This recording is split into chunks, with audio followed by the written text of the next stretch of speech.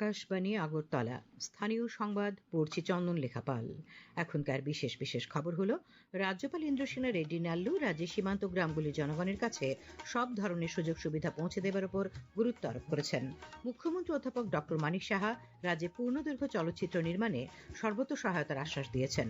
সংসদের শীতকালীন অধিবেশন আজ শেষ হয়েছে। ত্রিপুরা উপজাতি এলাকা স্বশাসিত জেলা পরিষদের একদিনের শীতকালীন অধিবেশন আগামী 9 জানুয়ারি অনুষ্ঠিত হবে। অনূর্ধ্ব 19 বছরের মেয়েদের সীমিত ওভারের জাতীয় ক্রিকেটের চতুর্থ ম্যাচে ত্রিপুরা জয় পেয়েছে। এবারে সংবাদ বিস্তারিত। রাজ্যপাল ইন্দ্রসেনা রেড্ডি নাল্লু রাজ্যের সীমান্ত গ্রামগুলির জনগণের কাছে সব ধরনের সুযোগ সুবিধা পৌঁছে দেবার উপর গুরুত্ব আরোপ করেছেন। তিনি আজ সিপাহীজলা জেলার বক্সনগর ব্লকের অধীন বিভিন্ন সীমান্ত গ্রাম ও সীমান্ত এলাকা পরিদর্শন করেন। শিশুদের আধার কার্ড, সরকারি আবাসন, বিদ্যুৎ, পানীয় জল, স্বাস্থ্য বীমা, আভা কার্ড, শিক্ষা, অঙ্গনওয়াড়ি কেন্দ্রগুলির পরিষেবা সীমান্ত গ্রামগুলিতে সঠিকভাবে পৌঁছচ্ছে কিনা সে বিষয়ে তিনি খোঁজ নেন। রাজ্যপাল বক্সনগর ব্লকের অধীন দয়ালপাড়া এডিসি ভিলেজের বাসিন্দাদের সঙ্গে মত বিনিময় করেন। বক্সনগর বিএসএফ বিওপিতে কিছু সময় কাটানোর পর তিনি কলসিমুড়ায় আন্তর্জাতিক সীমান্ত পাড়া সংলগ্ন জনগণের সঙ্গে মত বিনিময় করেন। কমলনগর প্রাথমিক স্বাস্থ্য কেন্দ্র পরিদর্শন শেষে তিনি এনসি নগর আন্তর্জাতিক সীমানা পরিদর্শন করেন। কুলুবাড়ির বসুন্ধরা স্বসহায়ক দলের মহিলাদের সঙ্গে তিনি মত বিনিময় করেন। সঙ্গে ছিলেন বিধায়ক তাফাজ্জল হোসেন, জেলা শাসক সিদ্ধার্থ শিব জয়সওয়াল, পুলিশ সুপার বিজয় দেববর্মা।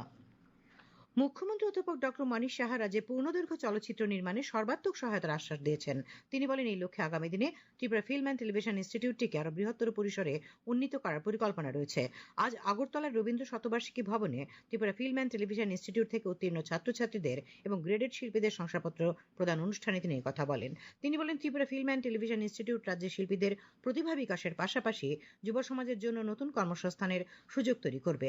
বক্তব্য রাখেন পর্যটন মন্ত্রী Sushanta Chowdhury, Satyajit film and television ইনস্টিটিউটের উপাচার্য সমীরণ দত্ত, ত্রিপুরা সাংস্কৃতিক উপদেষ্টা কমিটির ভাইস চেয়ারম্যান সুব্রত চক্রবর্তী, প্রখ্যাত চলচ্চিত্র নির্দেশক বিপ্লব গোস্বামী, তথ্য সংস্কৃতি দপ্তরের অধিকর্তা বিম্বিসার ভট্টাচার্য প্রমুখ। সমাজ কল্যাণ ও সমাজ শিক্ষামন্ত্রী টিঙ্কু রায় আজ সকালে কৈলাসহরের উত্তর বিদ্যানগর এলাকায় বৈদ্যুতিক চুল্লি সহ নবনির্মিত শ্মশান ঘাটের উদ্বোধন করেন। কৈলাসহর পুর পরিষদের অর্থানুকূল্যটি ব্যয় হয়েছে মোট 1,11,24,000 টাকা। অনুষ্ঠানে উপস্থিত ছিলেন ঊনকোটি জেলা পরিষদের সভাধিপতি অমলেন্দু দাস, কৈলাসহর পুর পরিষদের চেয়ারপারসন চপলরানী দেবরায়। জনজাতি কল্যাণমন্ত্রী বিকাশ দেববর্মা বলেছেন, জনজাতিদের আর্থসামাজিক মান উন্নয়নে কেন্দ্র ও রাজ্য সরকার আন্তরিকভাবে কাজ করছে। আজ কৈলাসহরের চণ্ডীপুর বিধানসভা কেন্দ্রের অধীন মাইলুং এডিসি ভিলেজে বিজেপির চণ্ডীপুর মন্ডল কমিটি আয়োজিত জনজাতি সমাবেশে তিনি কথা বলেন। সমাবেশে বক্তব্য রাখেন যুব বিষয়ক ও ক্রীড়ামন্ত্রী টিঙ্কু রায়, বিজেপির প্রদেশ সাধারণ সম্পাদক বিপিন দেববর্মা প্রমুখ। কৃষিমন্ত্রী রতনলাল নাথ আজ পোয়াংবাড়ি আরডি ব্লকের প্রাঙ্গণে পোয়াংবাড়ি কৃষি উপশাখা, village level farmers advisory centre এবং agri development research cum training সেন্টারের উদ্বোধন করেন। তিনি বলেন, রাজ্যের সবকটি ব্লকেই কৃষি উপশাখা স্থাপন করা হবে। ত্রিপুরা ইটভাটা শ্রমিক ইউনিয়নের রাজ্য কমিটির পক্ষ থেকে 5 দফা দাবির ভিত্তিতে আজ আগরতলা শ্রম কমিশনার বিশ্বজিৎ পালের কাছে ডেপুটেশন দেওয়া হয়। উল্লেখ্য দাবিগুলির মধ্যে রয়েছে রাজ্যের সমস্ত ইটভাটায় কাজের ক্ষেত্রে শ্রমিকদের সুরক্ষা নিশ্চিত করা, কমলপুরে এবিসি ইটভাটায় চিমনি ভেঙে আহতদের চিকিৎসার সম্পূর্ণ ব্যয়ভার রাজ্য সরকারকে বহন করা ইত্যাদি। গোমতী জেলা পরিষদের সভাধিপতি দেবল দেবরায় গোমতী জেলার কিল্লা ব্লকের 18 ভোলায় এডিসি ভিলেজের বড়বাড়ি বিশ্বচন্দ্রপাড়া জেবি স্কুলে শুকর পালন ক্লাস্টার ভিত্তিক প্রকল্পের উদ্বোধন করেন। এই প্রকল্পটির লক্ষ্য 1 গ্রাম 1 ক্লাস্টার পদ্ধতির অধীনে শুকর পালনকে উৎসাহিত করা। উপস্থিত ছিলেন কিল্লা বিএসসির চেয়ারম্যান বাগানহরি মলসম, নাবার্ড ও প্রাণী সম্পদ বিকাশ দপ্তরের পদস্থ আধিকারিকরা। খবর প্রচারিত হচ্ছে আকাশবাণীর আগরতলা কেন্দ্র থেকে। আকাশবাণীর সংবাদের আপডেট পেতে লগ ইন করুন www.newsonair.com এবং নিউজ অন এয়ার অ্যাপ এবং টুইটার ও ফেসবুক প্ল্যাটফর্মে এআইআর নিউজ অ্যালার্টসে। ইউটিউবে লক্ষ্য রাখুন নিউজ অন এয়ার অফিসিয়ালে। আকাশবাণী আগরতলার সংবাদের আপডেট পেতে দেখুন টুইটার বা এক্স চ্যানেলে আকাশবাণী নিউজ আগরতলা, ফেসবুকে এআইআর নিউজ আগরতলা এবং ইউটিউবে আকাশবাণী নিউজ আগরতলা।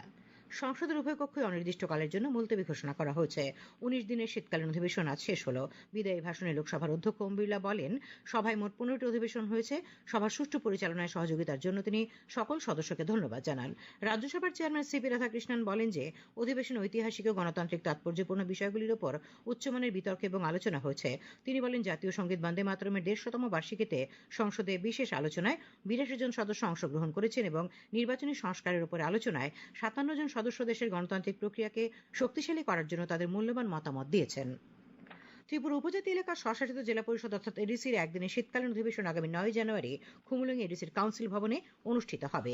এডিসির চেয়ারম্যান জগদীশ দেববর্মা এই অধিবেশন আহ্বান করেছেন। রাষ্ট্রপতি দ্রৌপদী মুর্মু আজ দেশের পাবলিক সার্ভিস কমিশনগুলিকে সুযোগের সমতার জন্য কাজ করার পাশাপাশি ফলাফলের সমতার লক্ষ্য অর্জনের জন্য প্রচেষ্টা চালানোর আহ্বান জানিয়েছেন। হায়দ্রাবাদের রাজ্য পাবলিক সার্ভিস কমিশনের চেয়ারপারসনদের জাতীয় সম্মেলনে ভাষণ দিতে গিয়ে রাষ্ট্রপতি বলেন, ইউপিএসসি এবং পিএসসির উচিত নিয়োগের ক্ষেত্রে সততার দিকটিকে সর্বোচ্চ অগ্রাধিকার দেয়া। Different state public service commissions have also contributed to their respective states.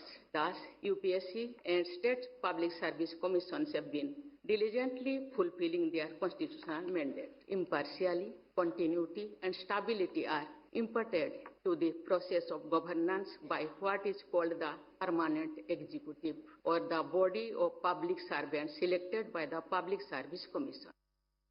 প্রধানমন্ত্রী নরেন্দ্র মোদী আগামী 28 ডিসেম্বর রবিবার সকাল 11টায় আকাশবাণীর মন কি বাত অনুষ্ঠানে দেশ বিদেশের জনগণের সঙ্গে মত বিনিময় করবেন। এটি হবে মন কি বাতের 129তম পর্ব।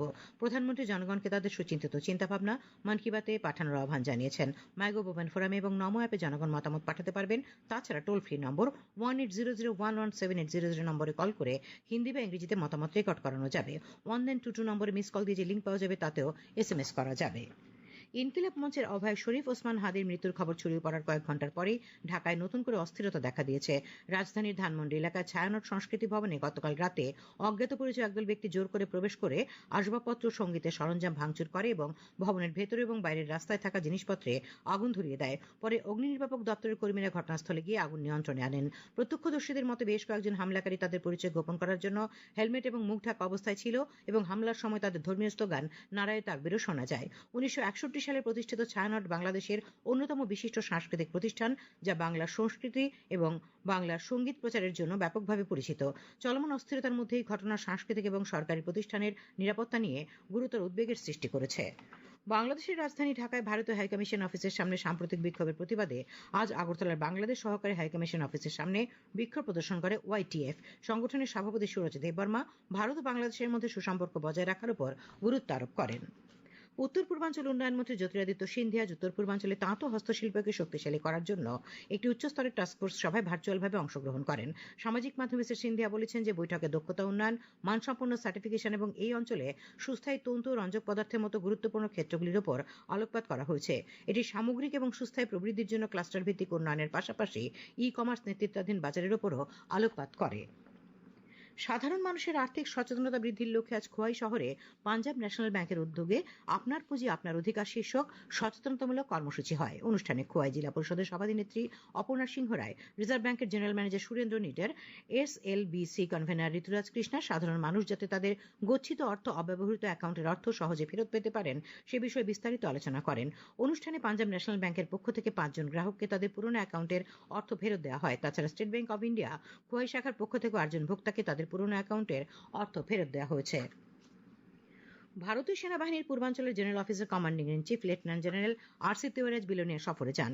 তিনি বিএসএফ এর গোকুলনগর সেক্টরের ডিআইজি BK কাসানা ও 43 নম্বর বাহিনীর কমান্ডেন্ট M রবীন্দারকে সঙ্গে নিয়ে মুহুরীচর সীমান্ত পরিদর্শন করেন।